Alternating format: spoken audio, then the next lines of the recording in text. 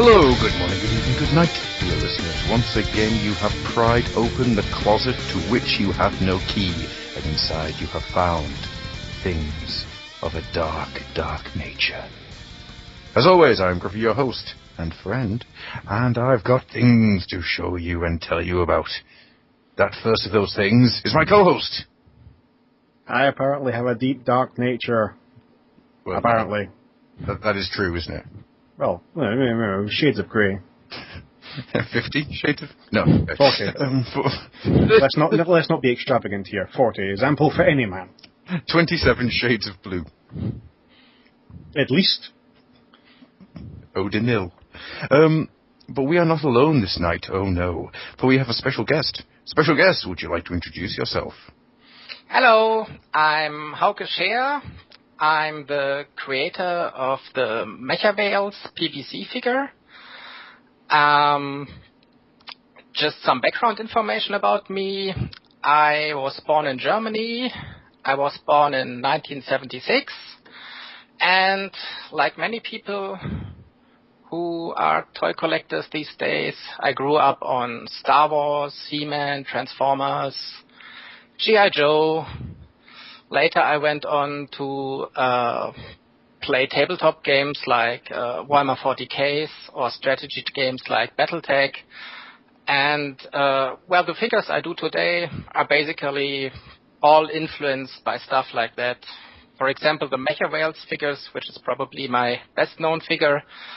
Well, it's basically an 80s toy in the sense that it's animal-based, like most 80s toys were. But it also has the giant robot influence of the board games and stuff like that I played later. So, yeah, I'm pleased to be here, and I'm looking forward to talking to you guys. It's actually quite interesting what you said there, the fact that the Mechawhales got a sort of Battletech aesthetic to it. The moment you said that, it just hit me like a ton of bricks, and I just, yes, of course. That's why I love it. It's a whale in a Battletech suit. It looks like it should be sitting on a board game. Yep. Now that you say that, I'm envisaging there must be some kind of Mechawhales board game to come. With you've got to buy the figures separately to be the board pieces.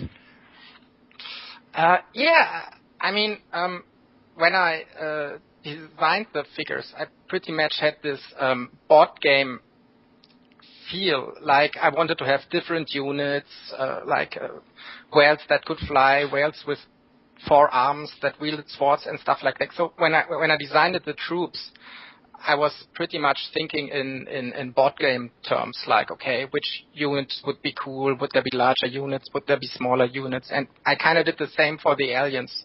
So I gave them different kind of mech suits as well as smaller troops and stuff like that. So yeah, it's influenced a lot by board game aesthetics, I think. Unfortunately, you've just made me start considering the idea of whale-based Space Marines in 40k and using the Mecha Whale as a dreadnought. Yeah, a dreadnought was actually kind of an influence when I designed the suit, because the dreadnought is one of my favorite mecha designs, because it's so bulky and powerful looking. I really like that figure. For all intents and purposes, it's a walking fridge, and I do love the dreadnought. Yeah. But then again, saying that, I've always had a soft spot for the original 80s dreadnought. I have a hard time remembering that, actually. Yeah. Oh, it was kind of rounder, wasn't it? Very much so. Yeah, I remember it now, yeah. So, or the dreadnought from Space Crusade. which was just basically an Ed 209 with a face. Yes. Oh, I always had a soft spot for that thing. It's so cool. You just imagine it having a little tantrum on the stairs. Which makes me happy. But how did you get into doing the design of the toys? You were saying there that you started off being a toy collector and you got into all the board games and everything. How did you make that jump? I basically started sculpting my own figures when I was about 14, 15, I guess.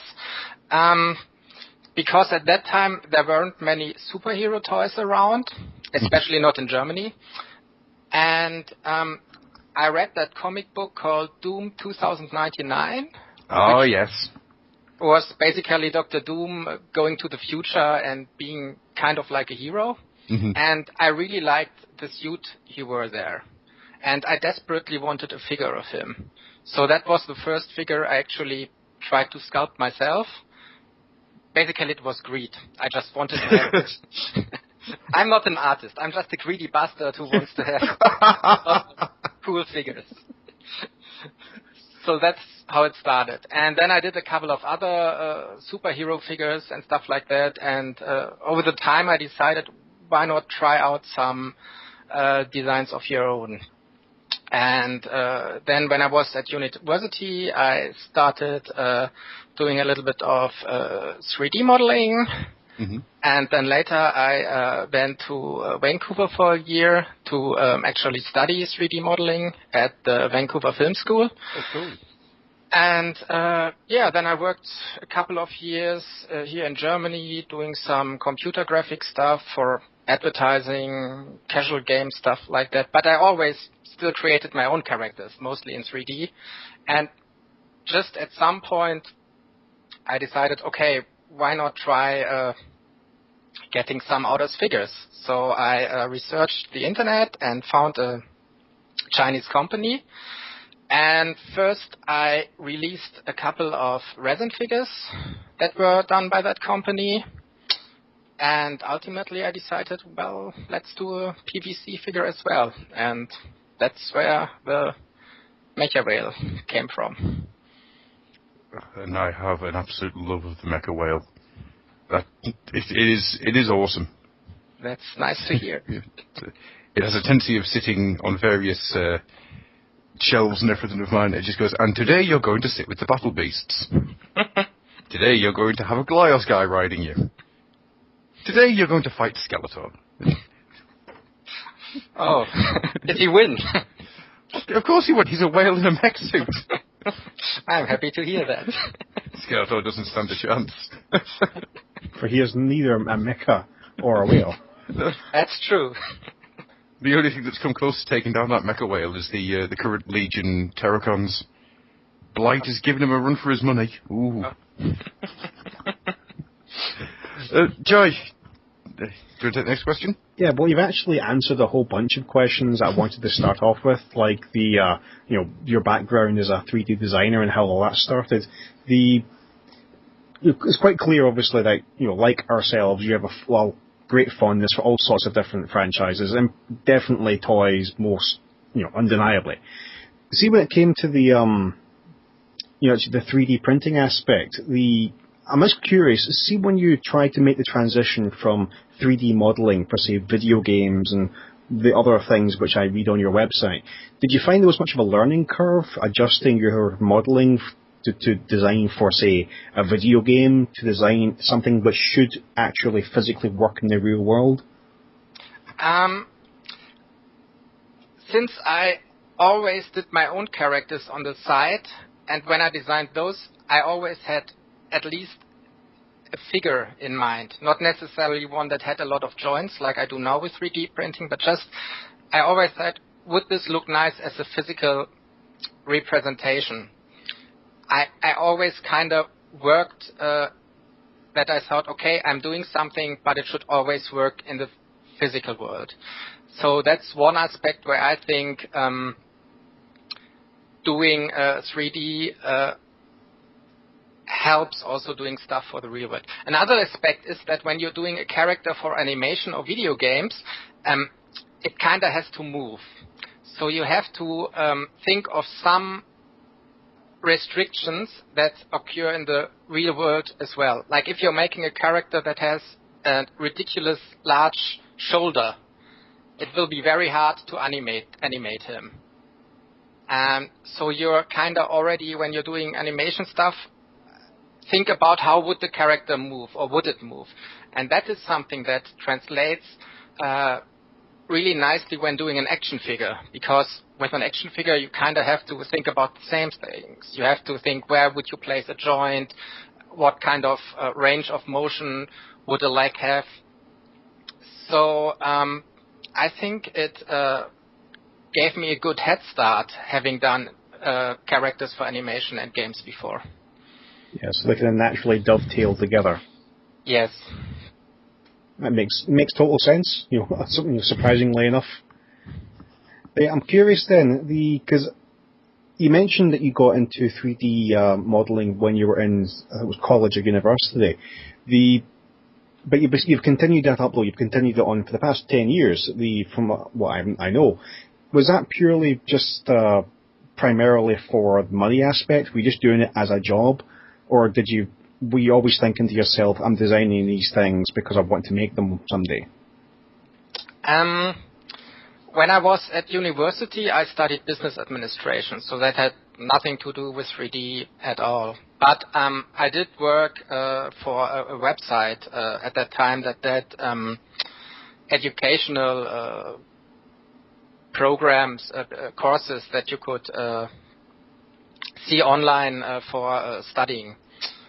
So the whole graphics aspect and using computers for graphics started through that. And then I basically just started with 3D because I was interested in it. It had nothing to do with money. That just came after I finished business administration, because I realized I really don't want to do anything with business administration. And I decided to do the 3D animation course instead. So it really just kind of came together at some point. It started out as just being interested in sculpting for the biggest part of my life, being interested in action figures for the biggest part of my life, and at some point I decided, okay, if I spend so much time with this stuff anyway, why not try to actually make money with it? Mm-hmm. Well, definitely. So what I was going to follow up with there is, I suppose, basically it was purely another avenue, another medium, to express your creativity, as we'll say, another medium which you could use to create the characters or just the things you were dabbling with yourself, prior. Is that accurate? Yes, exactly. I think if I hadn't started 3D at some point, today I would still be sculpting by hand, at least for me privately. I mean, if I had turned out to be, I don't know, some business guy, I would probably still be sculpting in my spare time today. So it was just a heavy coincidence that I started being interested in 3D, and then from there on, everything else happened. Okay. Well, I want to pick your brain for a second. If you don't mind, I want to get into the more technical aspect, because I've dabbled very slightly in 3D modeling, nowhere near at your level, but I've dabbled with it enough to get an appreciation as to just how difficult it can be to model certain types of shapes. I'm just curious, Steve, just straight away I'll ask, what kind of software, see if you're designing for an action figure, yes. Are there particular software packages that you tend to gravitate towards for that kind of thing? I'm using Softimage, which is a traditional 3D package which can be used for animation, games, modeling, for all kind of stuff. I'm more of a traditional box modeler, if you know what it is. It's not like ZBrush, where you basically sculpt something in 3D like you would sculpt in a 3D world, but it's more like you still have the mesh and you pull points and you pull stuff out. Stuff, yeah. Yes, exactly. Yeah, I'm more of a polygon modeler still. And that actually helps with designing articulated figures, I find, because it's more precise. You still start with geometric shapes that you can position very precisely, that you can orientate very precisely. So just to get the joints and stuff into place, I prefer a software like Softimage towards ZBrush. ZBrush is great for adding details later and stuff like that, but for just getting the joints all into position, something like a traditional polygon modeling software is probably better.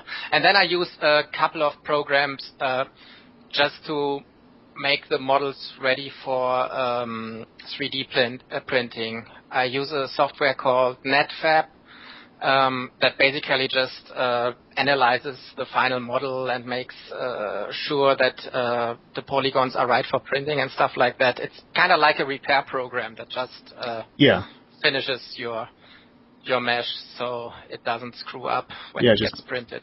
Finds little errors that you wouldn't be able to see by hand and just corrects them so that they don't go crazy in the printer when you export the file.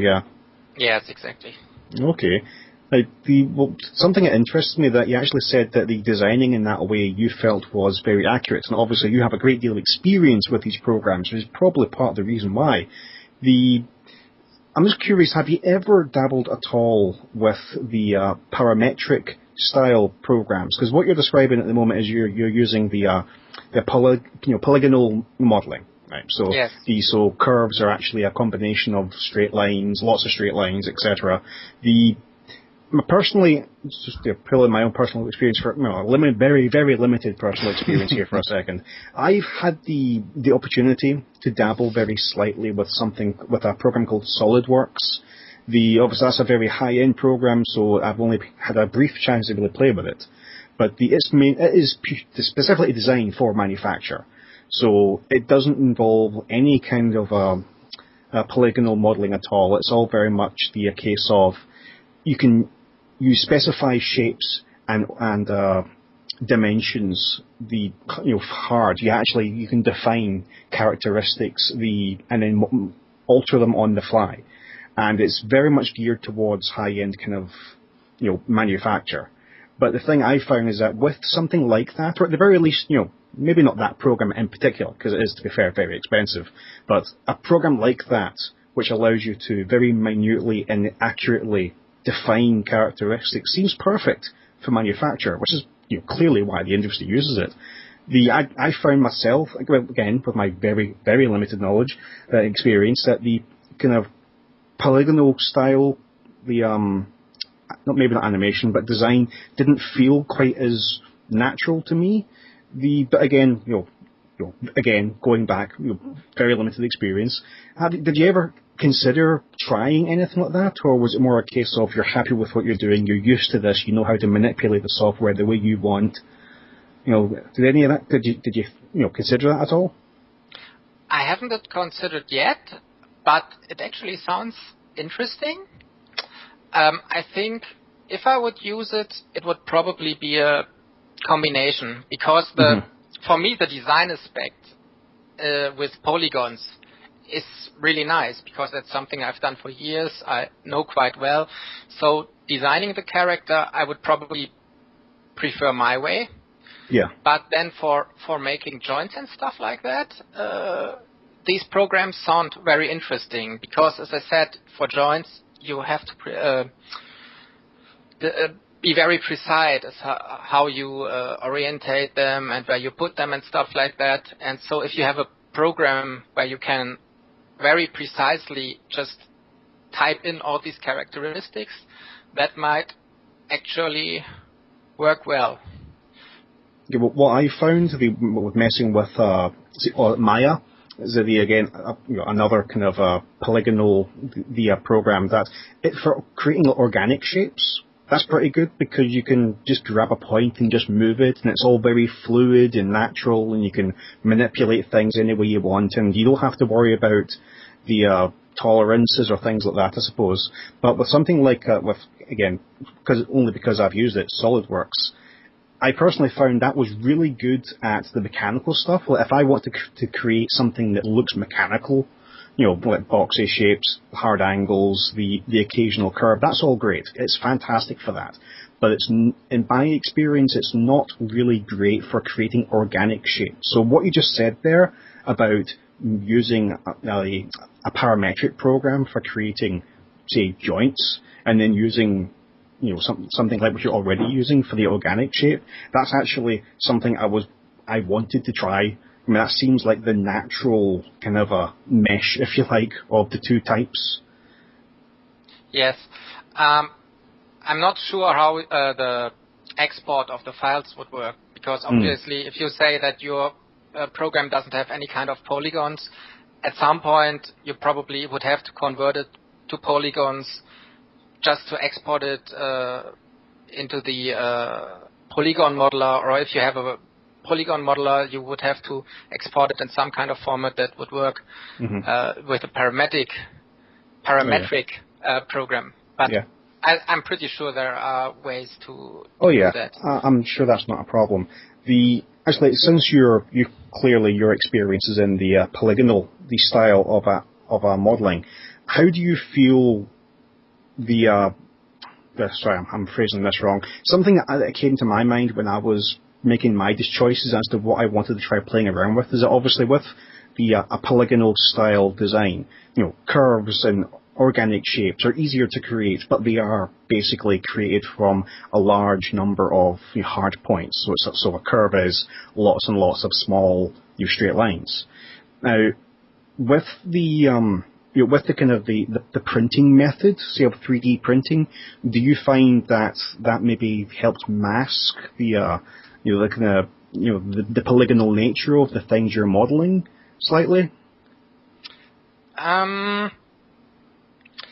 Well, with polygon modeling, there's a technique which basically allows you to model with a lot less lines than you need to create the round shape.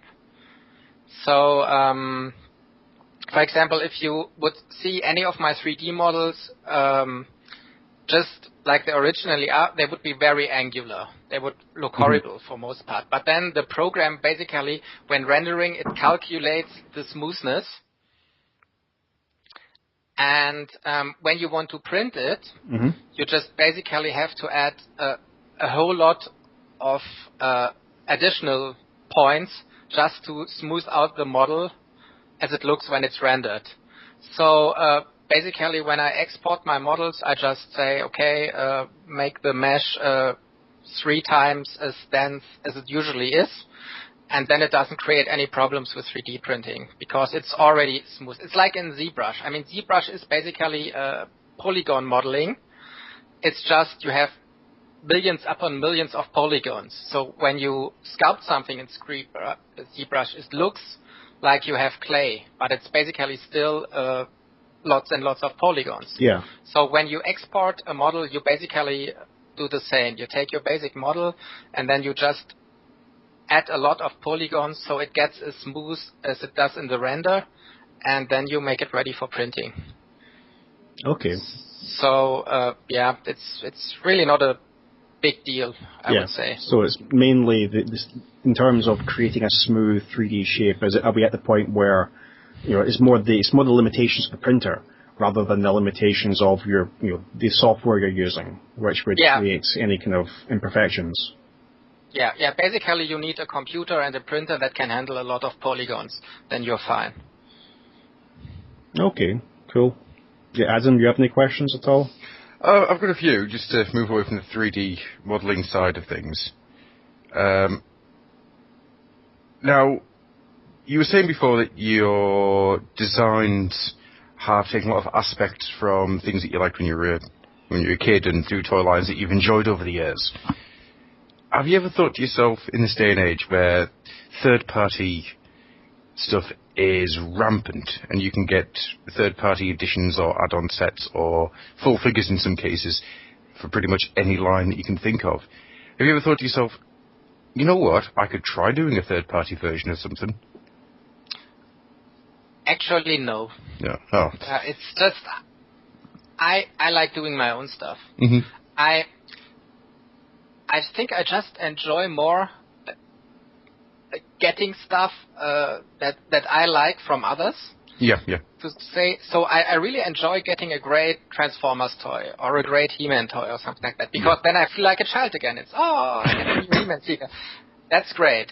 So I don't have a creative desire to add to that, because I enjoy more getting it. Again, I'm motivated by greed so much. So I'm greeding to getting stuff I love, and I'd rather create my own stuff for myself. Yeah. Well, the reason I asked that question is also motivated by greed. For me and Jai, many a time, have discussed the idea of why haven't Games Workshop ever released a 40k toy line. Yeah, yes, indeed. And looking at the designs and things that you do, I can just imagine an Inquisitor or something along those lines. Yeah, I think actually a 40k line would be awesome. Yeah, that's something. Yeah, we've discussed this in great detail in the past. How obviously being familiar with Masters, I know that He-Man was huge in Germany back in the day, and I think it still is a little bit now. Mattel's long-standing process of just parts reuse, we'll call it intelligently borrowing or reusing parts to create new people and new characters.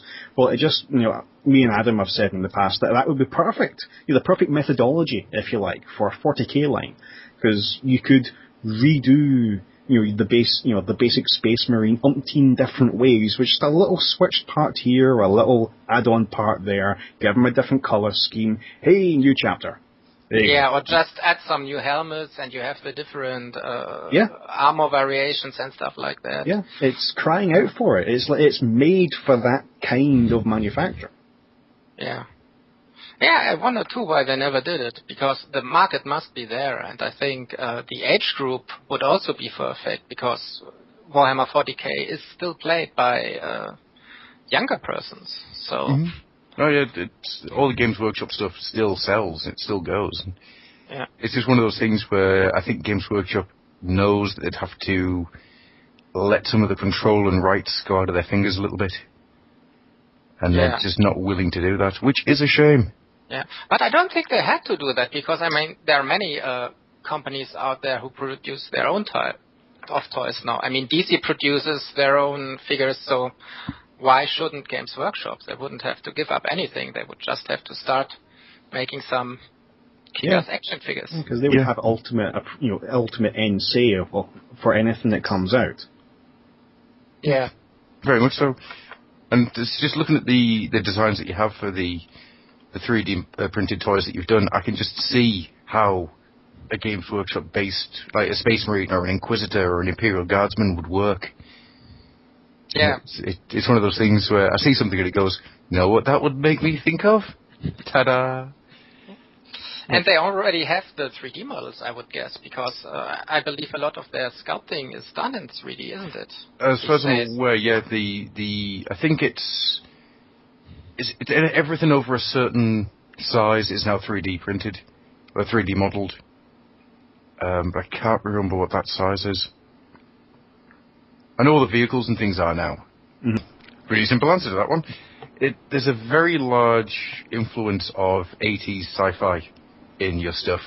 Yes. And to me, it tickles the meeting point of like Shadowrun and 40k and 2000 AD. I'm just looking at your site now, and you've got the robot with the big wheels. Yes. Who, to me, just looks like something that the ABC Warriors would be going up against. Yes, I know what you mean. I think I just like stuff that is slightly ridiculous, because that's something the 80s toys and also Games Workshop does really well. They often design stuff that looks great, but would probably be super, super unpracticable if done in the real work. Mm-hmm. Like a Space Marine, why does he have these ridiculous large shoulder guards? Or why do they build giant robots with cathedrals on their back? I mean, it's just, in the end, it's ridiculous, but it looks awesome. And that's also true for a lot of 80s stuff, like all the Masters of the Universe figures. I mean, there are cyborg creations there, like Rota and Twistoid. I mean, creating such a character in real life, that would be kind of mean. I mean, you would basically...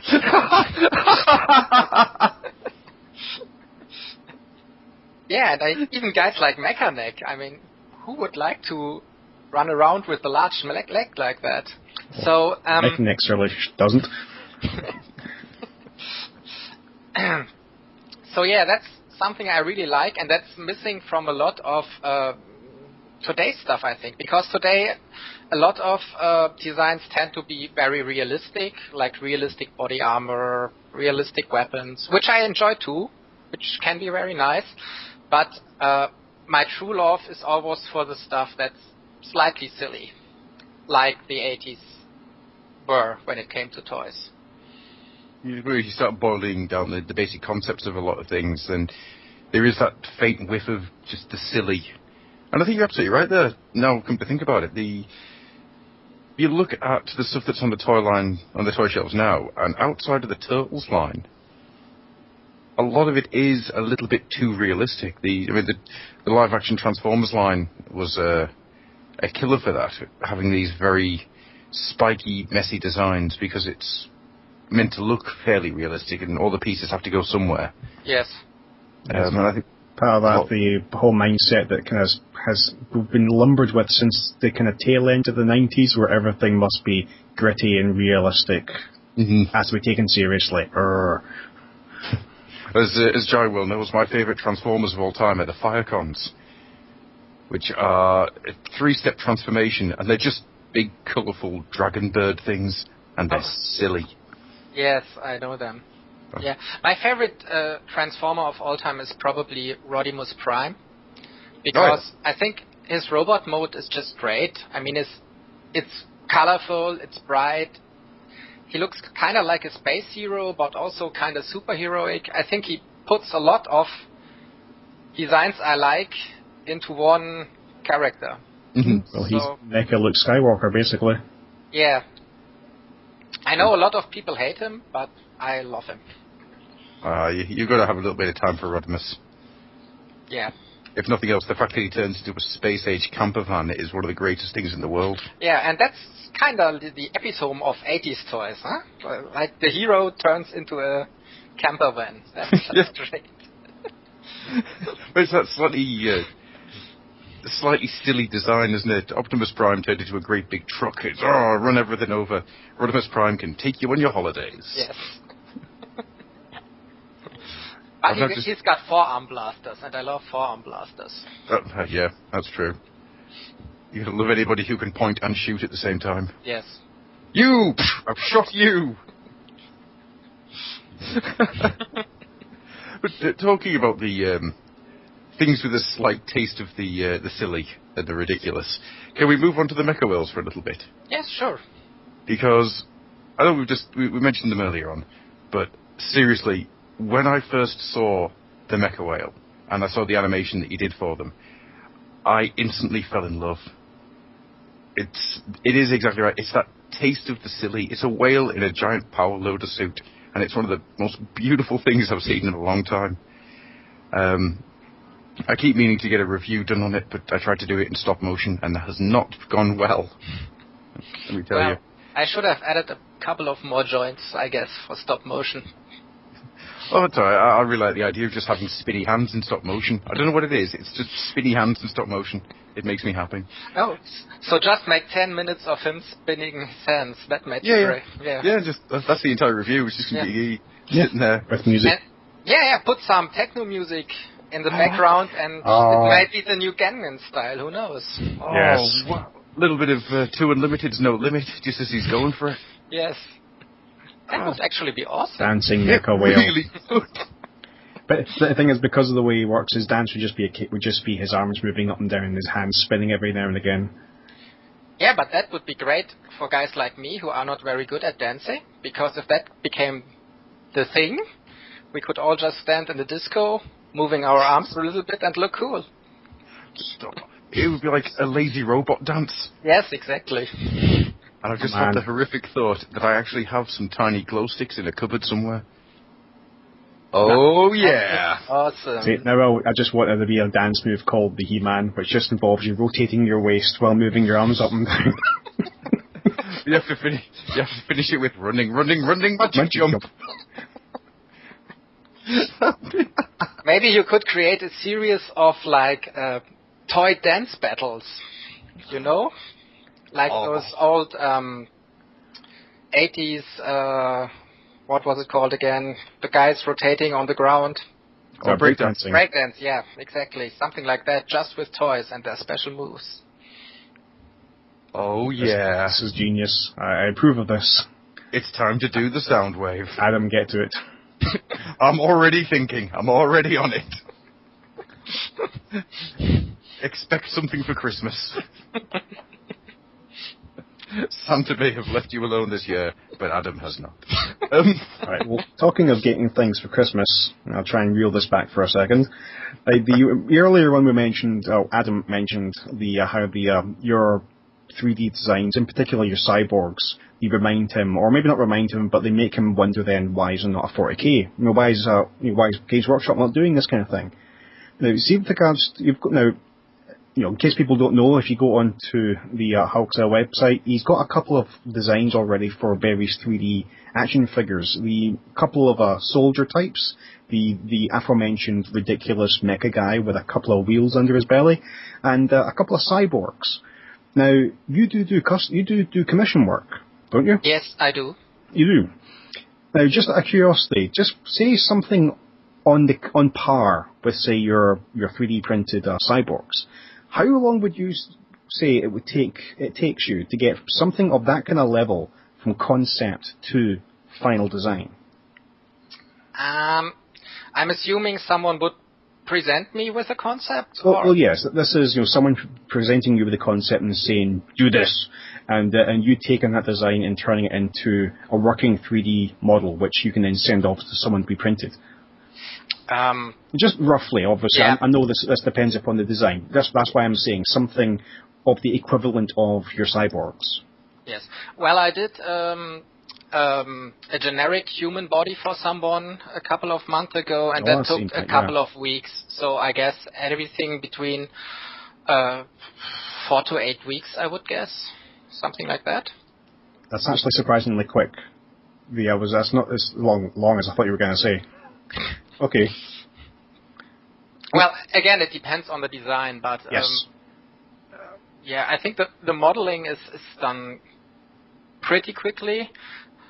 Usually, it would be more a question of getting the design just right, like the customer wants it. Like, is the arm too big? Is the nose too big? Stuff like that. That's usually that takes a lot of time. The little things, and well, the joints, I have a good grasp on doing articulated figures now, so that shouldn't take too long. So yeah, I think 4 to 8 weeks is probably about right. Okay, now that's 4 to 8 weeks though for someone who's been doing 3D modelling for 10 years and has already got a little bit of experience with 3D modelling and printing action figures.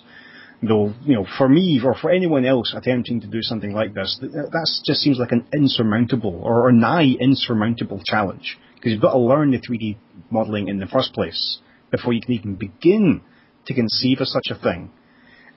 What I'm basically going to get at here is that we know that 3D printers are becoming more and more affordable. I think we're at the point now where I think I've seen recently that in UK money, there's now a 3D printer just coming on the market, which is less than £1,000, which is getting into the realm where it's starting to become affordable for Joe Blogs like me. But the thing that's always, no, maybe not always, but the thing that which has come to my realization of late, especially with my dabbling in 3D printing, is that, or not 3D printing, but attempting design, is that I don't know about yourself. I actually am interested in your opinion on this, but I don't really know what the expectations are with regards to 3D printers in terms of the market, if you like. We'll call it the market in quotation marks, because the average kind of person is maybe able to afford a 3D printer, but they're not going to be able to design anything worth printing. So clearly there's always going to be a place for people like yourselves, people who are skilled in these things, people who can actually create something from scratch or from a rough design and make it into something, real, something practical. Almost makes me wonder where the impetus is for pushing 3D printing, because it's not like it's an actual printer, like a normal 2D printer. It's something very specialized. Have you had any thoughts about 3D printing in terms of its future and where it's going, and the role that is, indeed, for people like yourself, actual designers? First of all, I think it's a great opportunity, because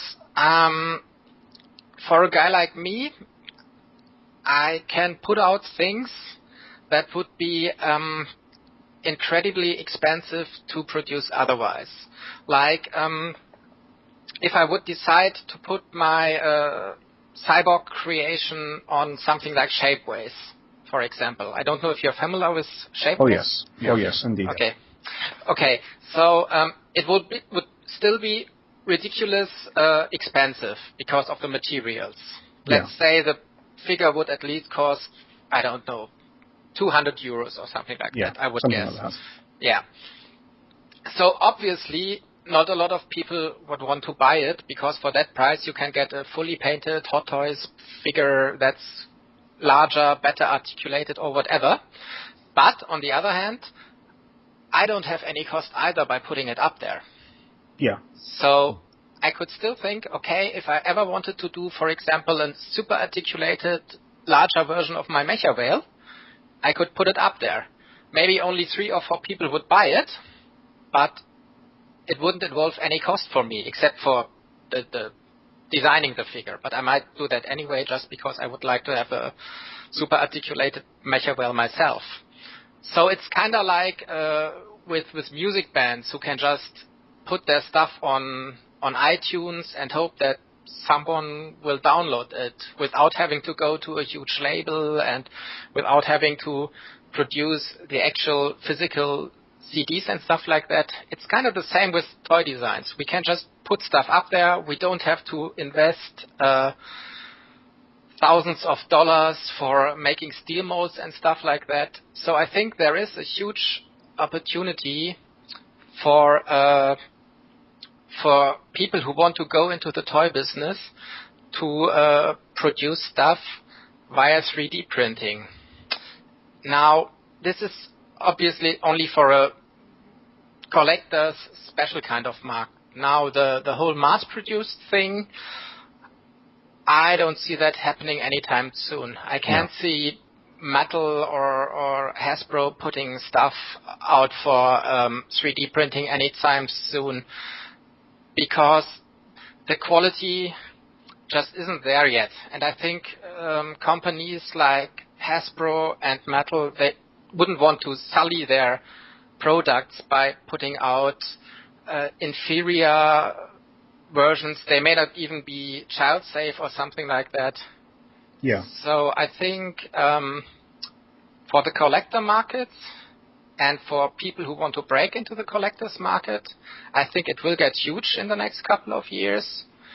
For the general buying audience, I think it at this point isn't that appealing yet. Mm-hmm. It's going to be interesting to see where it goes, not just in terms of what people do with 3D printing, but in terms of what the manufacturers decide. Because there is, inevitably, there's going to have to be a point where, I don't want to say the bottom falls out, but a point where the market kind of plateaus. Because there's only so many people who would want to have a 3D printer, and only so many people who can really utilize it to its full extent. So when you say that it's a great opportunity, there's also a great opportunity for people like yourself. People who can actually grasp this new technology and do something, do something real with it.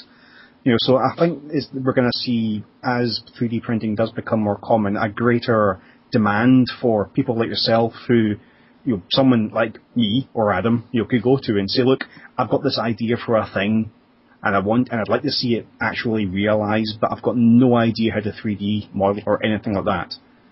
And that's where people like yourself would come in. Yes, that's basically why I put up the website about my 3D printing stuff, because I really realized that I get a lot of requests. Not everybody in the end will actually hire me because, it's still expensive. Yeah, still expensive, yeah. Not just the printing, but I mean, if I work on something for 4 to 8 weeks, I need bread and butter too. So it will cost your time. Yes, exactly. It's like any other skilled trade. They're paying for your experience as well. Yes. So it's not like it's super cheap to do that, to be honest. But yeah, I get a lot of interest and a lot of requests, and it is a great opportunity. And some people have been waiting or have had ideas for years and years, and they never just had the possibility to put the idea into a real object or product. And with the help of people like me, they will be able to do that. And yeah, it's great. It's also nice to do that kind of work for other people. It's very fulfilling. Yeah. Actually, I've not even asked you. I've asked you technical questions about your ideas behind designing and what software you use, but I've not even asked you, are you okay telling us what kind of 3D printer do you have? I have a Stratasys Mojo printer. It's a professional printer. Like, it's not in the 1,000 pound range. It's a little bit higher, but it's not like those very expensive ones either. And the reason I went for that one is it's really easy to use. I'm not much of a technical guy. I mean, there are printers out there where you basically have to adjust stuff all the time to get the best results and things like that. And I just don't want to worry about that. I just want to load the file on the printer and then let the printer do all the work. Mm. That's why I decided to go with a slightly more expensive printer, because it saves me trouble down the road. Yes, you see, I think the term nowadays that's used is kind of prosumer, kind of mixture, but it sits in between the consumer and the professional kind of realm, if you like. Yeah, I think it's exactly like that. Do you get good support in terms of technical support from the manufacturer if you do have any issues with it? So far, yes. I had some issues with printing materials, and they always replaced them without question very fast. So, yeah, I can't complain, really. Excellent. Okay, well, on the list of questions I created before we started this podcast, I've only got one left, and it's basically, do you have any particular memories you'd like to share with us in terms of your first ventures into 3D printing? Any interesting stories about little hurdles you may have encountered? Something you could pass on and say, a piece of advice to someone who's just wanting to get into 3D printing to begin with. Let me think. It's kind of hard for me to say because it's something I slipped in gradually.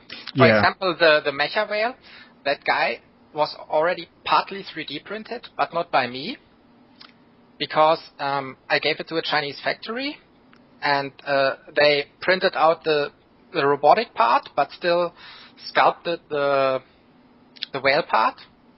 So that was my first dip into 3D printing, so to speak. That was the first thing I ever 3D printed, even if it wasn't printed on my own machine. But that made me realize, hey, 3D printing is cool. So I think the first thing I had to ask myself just was, what kind of printer do I want? And there are a couple of things you have to consider. First of all, are you going to do a lot of stuff that is very, very detailed? Obviously, a lot of those printers, those home printers, can't just handle small figures and detail very well yet. So if you're like doing tabletop figures, you would probably need a printer that is a little bit more expensive, just so you get all the details for the small figures. Another question, of course, is software, because depending on what you do, you can use a lot of different software. ZBrush is great if you're just going to make figures that won't have a lot of functionality, but need a lot of detail. Because with ZBrush you can just sculpt like you do in real life.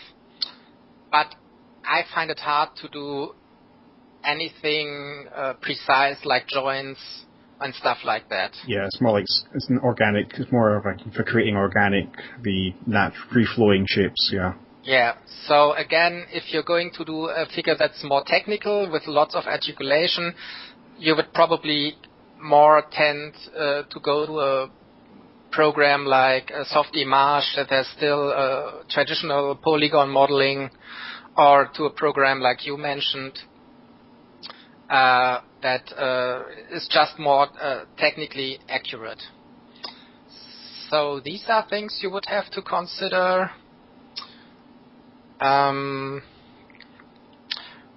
Well, there would be some additional stuff like finding a good exporter for transferring your 3D modeled object into a 3D printer file and stuff like that. I use NetFab, as I mentioned before. That's a program just to check your model, see if everything works, repair some minor issues the printer might have. What you should think of is that all that isn't really cheap. I mean, the 3D packages are still very expensive. The printers are obviously still expensive. I mean, even the one for £1,000 still cost £1,000. Yeah. So maybe you should start out using stuff like Shapeways, just to get a feeling for it and see if it's really your thing before you should go and buy a printer. Well, that's really all I can think about. That's all good practical advice. It definitely feels like, though, that unless you really want to get into, unless it is your thing and you really do want to get into it in a serious way, it's probably both cheaper and simpler just to, commission someone to try and design one for you.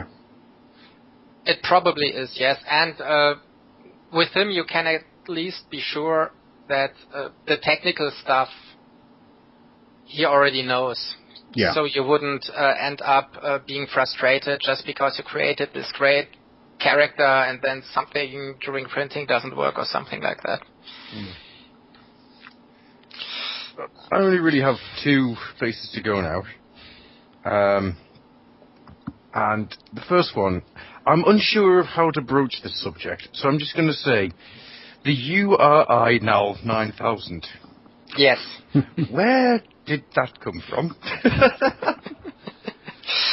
I've seen some strange things over the years, but I find that to be the most off-putting thing. Don't get me wrong, I want one. I really do want one. But it's one of those things where I imagined it in the real world, and because I did that, it kind of makes me feel uncomfortable. I think for a long time I've lived in a street that was very busy at night. So I saw a lot of drunk people peeing in the streets. And I thought basically, wouldn't it be nice to have something for them to pee on other than the wall of my house? So that's where the idea came from. It's the fact that it has hands, and it can look you in the eye. And this upsets me. Yeah. Actually, I thought this monitor might actually be used as like when you're peeing or so, you could watch TV and stuff like that. So maybe that would be a little bit less unsettling there. Yeah, that makes it. What I imagined, right, and this is literally where my mind went when I saw this thing. I imagined you went up to it and it just sort of stands there for a little while. You start to unzip and it just goes, "Don't even think it," and points at you. But on the little screen of its face, you get Herbie from Mask. Not Herbie, sorry. T-Bob. T-Bob, thank you. T-Bob from Mask just staring at you. You'd never be able to go again. It'd be horrible. It seems like something you'd see in either Hitchhiker's Guide to the Galaxy or the Futurama. Mm-hmm. Very much so. Mobile potty bot. And then I'm looking at it now on Big Bad Toy Store, and there is a part of me that's just going, go on. It's so ridiculous that you have to. I love it. It's beautiful. But again, it's kind of like an 80s toy. It has a serious vibe in that sense that you say maybe someone would be crazy enough to actually produce it, but then again, it's utterly ridiculous. So it's still my main theme of doing serious things that are at its core utterly ridiculous. Oh God! Oh no! It's just got worse in my head. It's just got worse. It could give you a hug at the same time. Yes. Also, that would be messy. Yes. What if it criticises you for not washing your hands as you go away? It grabs hold of the back of your pants. Come back here. Wash your hands.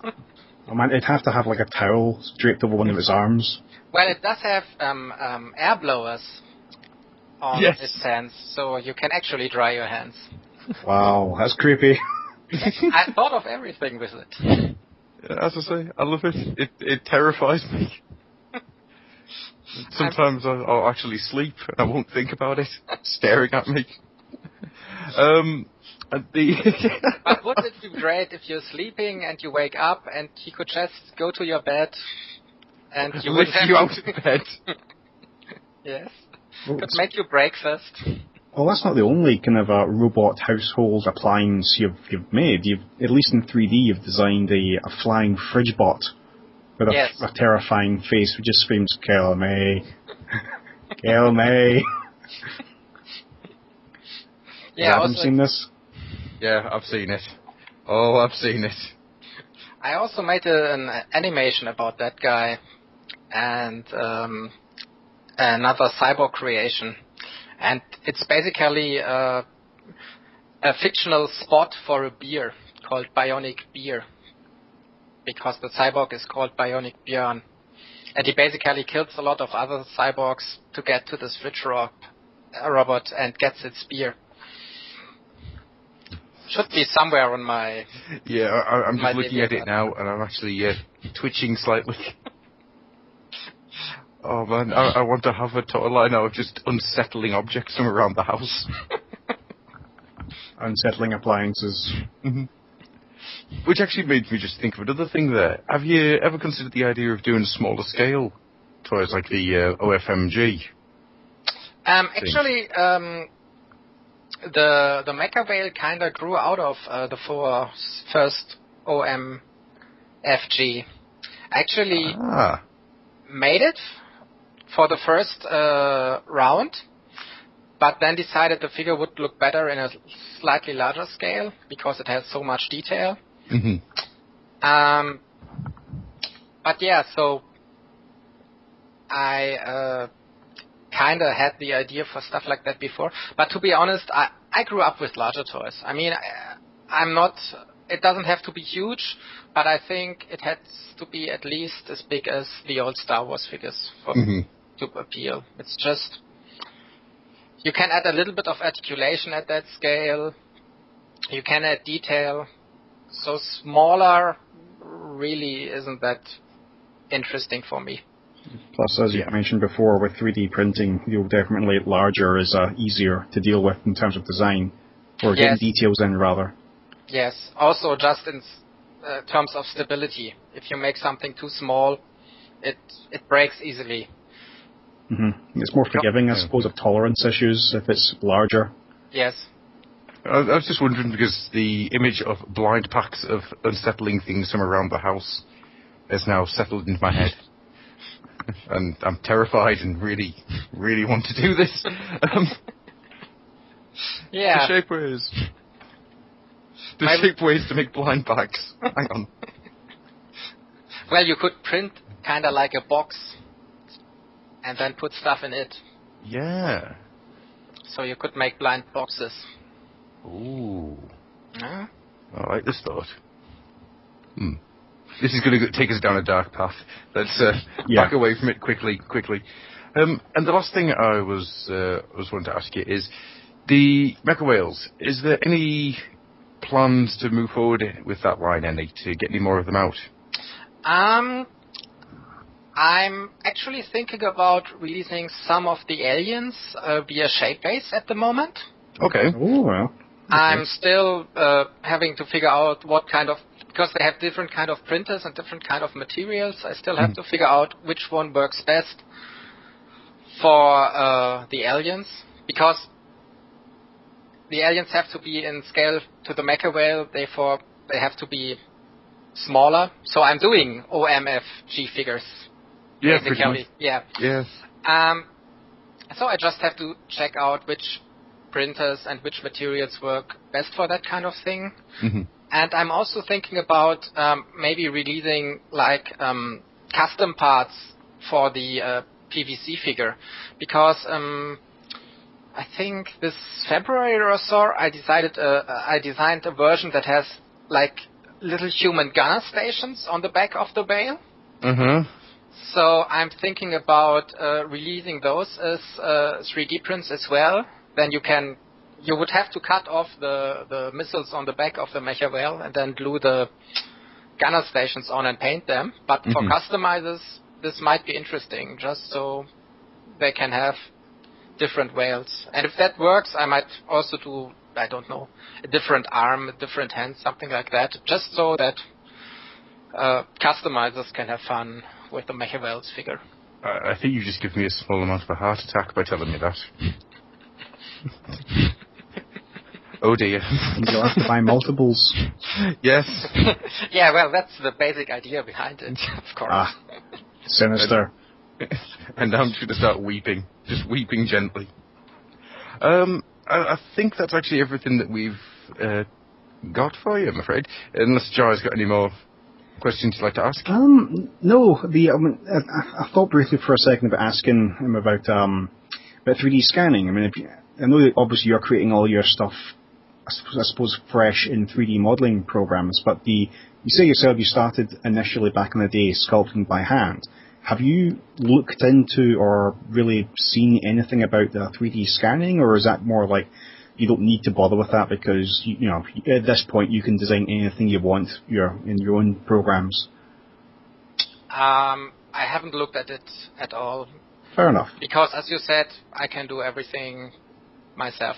It may be interesting for other kind of stuff, like if you're doing, I don't know, recreation of old Star Wars toys, weapons, or something like that. For people who do that, I think 3D scanning might be interesting in the future. But from what I've seen, I think those 3D scanning, those objects that are 3D scanned still need a lot of cleaning up. Yes. Yeah. So I haven't seen any scanner that would really be helpful for someone who doesn't know 3D very well. Mm-hmm. So I'm kind of doubtful at how fast 3D scanning will be a thing for the masses. Okay, well, fair enough. And personally, when I think of it, the way I would conceive of it myself is that I know that a lot of traditional sculptures, like the Four Horsemen, which you're obviously familiar with if you're a Masters fan, if you're buying the current stuff, that is, yes. is they design all their stuff as 2-ups, like twice the normal scale, and then they get the factory to effectively, they kind of, as far as I'm led to believe, 3D scan them and then scale them down. It just occurs to me that if the scanners get to the point where they're good enough and affordable enough for people like myself to get hold of them, and providing as well that there's printers good enough and cheap enough for me to get hold of them, or someone like me, or just anyone, you could potentially, Joe Bloggs could sculpt his own 2-up and scan it in and then shrink it down. Yeah, I think the potential is there. I'm just not sure how long it will take to be good enough for an average guy just to handle it. Even if with those Four Horsemen 2-ups, you don't know how much work on the side of the factory has to be done once the characters are scanned in. Mm-hmm. I imagine there's still a lot of cleaning up of the 3D files and stuff like that. Yeah, you still need to have that level of knowledge, and if you've got that level of knowledge in the first place, then why not just make it yourself, type thing. Yeah. But again, I mean, it's with every technology. Everything gets easier, everything gets more accessible over time. So I think at some point there will be the technology where the average Joe can just scan in a toy and print it out. The other question is if by that time people are still collecting action figures. Well, therein lies the problem, isn't it? Actually, you just made me think there. You said to yourself that... I'll start that again. You said that you're a collector yourself these days. What is it that you're collecting at the moment? I'm still collecting the new Masters figures. Mm-hmm. I'm so sorry. Well, for me it's fun, actually. I'm not one of those frustrated collectors. I enjoyed most of the stuff. Yeah, I had a subscription this year for the first time. Before that I was a cherry picker. Mm-hmm. And for me it worked out pretty well. I have no complaints. I didn't love every character that came out this year, but well, they gave me new Adventures He-Man, which I always wanted, so I'm happy. And next year I'm getting Extender, so for me all is good. Extender, who's himself, inherently ridiculous, as we mentioned. Yes, exactly. So he's exactly my kind of thing. I'm actually a little bit schizophrenic when it comes to Masters of the Universe, because I really like the story of the first mini-comics, where everything was barbarian and dark and a little bit more serious. But I really love the stuff that came out later that was so silly, like Extender, like Twistoid and Roton. So, yeah, I like the older stories better, but I love the more silly aspects in the figures more. Yeah. You've made me start thinking a lot of the stuff I've collected over the years, and it really does often fall into that's brilliantly stupid. Yeah, I'm really looking forward to Plunder, for example. I'm not a big fan of film. Usually, I'm not a big fan of Filmation, but that figure is just so ridiculous. It's great again. It's just stuff I love. I think Plunder is a figure I would have loved to come up myself with. I think it's also the face sculpt that really does it. Because if it wasn't for the fact they had that kind of crazy, evil, smirky grin looking in his face, you wouldn't be able to sell it quite as well. Because he's a big pink bunny, so what? But he looks like he's going to do you some harm. Yeah, and they also, what I think was good is they gave him realistic hair and a paint wash, which makes him look a lot more darker and more serious. For example, I didn't like Fangman that much. The sculpt was great, but the colors were just too bright, so he didn't have this kind of good mix between silly and seriousness. But Plunder has the perfect mix, I think. He's silly, but he was sculpted looking very mean. So and also painted like he looks very mean. So that's a great mix, I think. Mm-hmm. Plunder is one of those things where I don't think I'm going to be able to stop myself. So you're going to have hundreds of him. That would be amazing, because he's a rabbit. Well, you need to have at least two. One for Plunder, and then one you can repaint green. Oh, Plunder's good brother. Yeah. Bucky O'Hare. I think what I would really like to do was buy like hundreds of them and then place them around my room and take a picture of myself and then put that on a dating site and then who would actually want to meet me? I think the person who answers that ad, that person's a keeper. Yes. Yeah. Or some kind of serial killer. Or somebody who just really likes bunnies. To be fair, your idea is not as difficult as you'd possibly think, because if you have a look on eBay once a figure's been out, quite often you tend to find loose versions of current or vaguely current Masters figures being sold out of China for not stupid money. Yes. So it's actually not entirely unfeasible. Yeah, we'll see. I really wish I hadn't got rid of all my Sky Stalkers now. That would have been a brilliant photo. Just me surrounded by 100 Sky Stalkers. Eesh. On your arm. It's just me lying on the floor. They're all like in the victory pose. We win. We win. We've defeated the owner. Yeah. Toy Story just took a dark twist. Right. So I think we're going to start drawing this to a close now then. Okay. It has been an absolute pleasure to have you on, sir. It really has. Is there anything you'd like to pimp out to get listeners going to places and giving you money? Well, listeners can always give me money. How do you get 100 plunders? Yes, exactly. Maybe I should start a Kickstarter campaign. Give me money so I can buy 100 plunders. Well, sillier ones. But seriously, so people can always check out my Mechawhales website, which is basically www.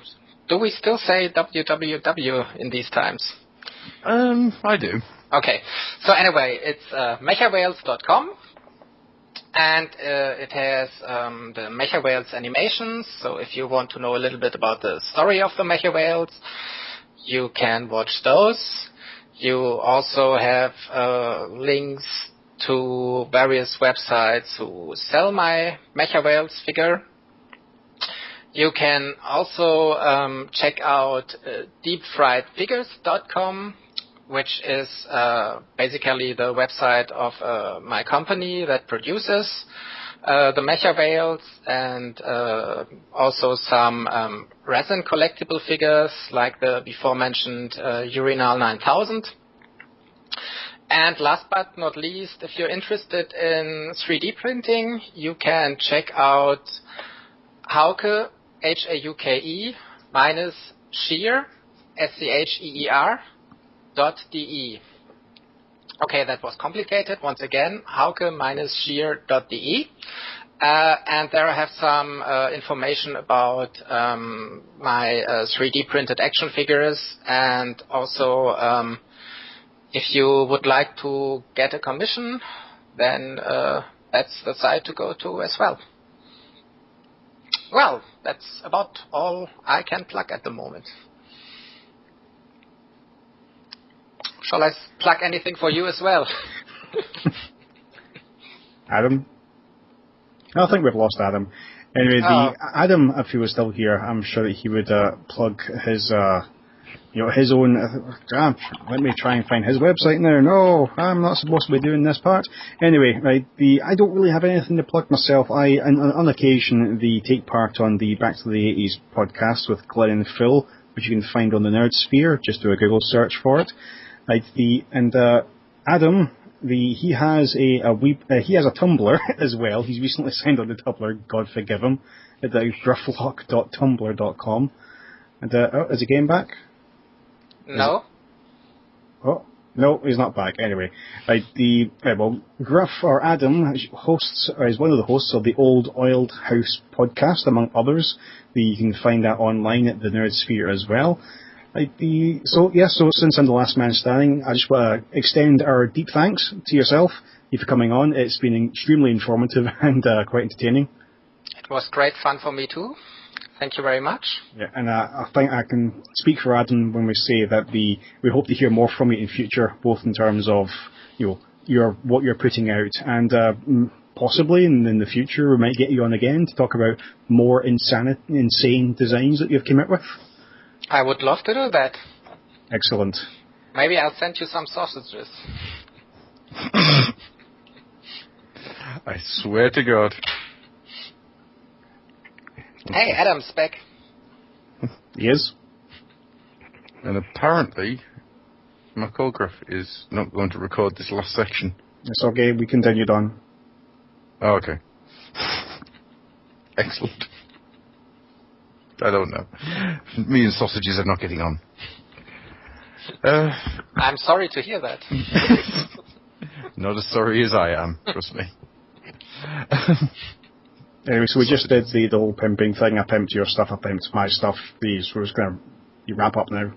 Okay.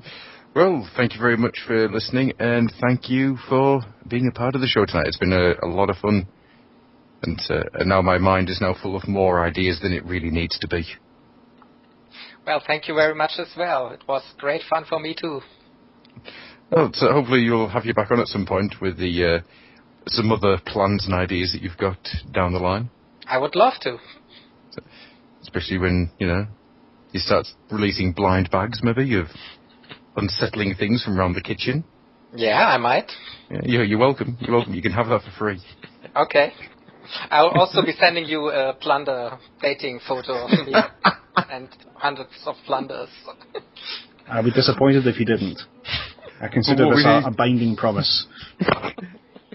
What we'll need now is like a giant soft toy plunder for you to sit in. Yes. Oh, that would be great. Oh, if you are going to do this, you're going to have to be sitting in a chair in the same pose that Plunder's in the episodes when he's being all evil. You're going to have to recreate that scene.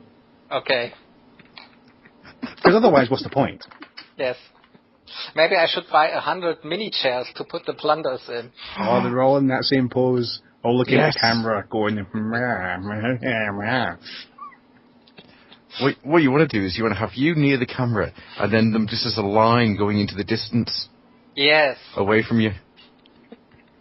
And then I will be crowned creepiest man on the internet ever. No, I think you've got a long way to go before that. Yeah, okay. I'll give you some Google things to check out if you want. Seriously, naked Spider-Man, I dare you. How is a naked Spider-Man still Spider-Man? You'll find out. Okay. Trust me, you don't want to see it. Trust me. It's not good. I'll trust you. And with that, we're going to draw this to a close, and we're going to get out of here. So thank you once again to everyone listening. Thank you for taking part, and we will see you next time. Good night, everybody. Good night. Bye-bye.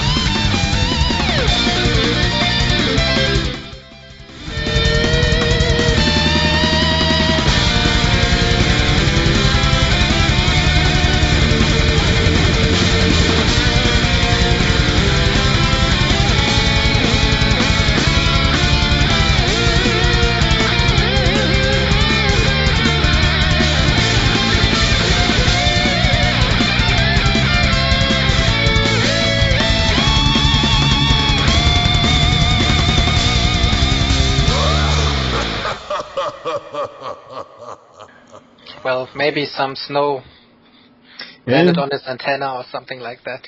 Maybe it was attack of a killer sausage. Pick out his internet. Yeah, maybe he tried the microwave.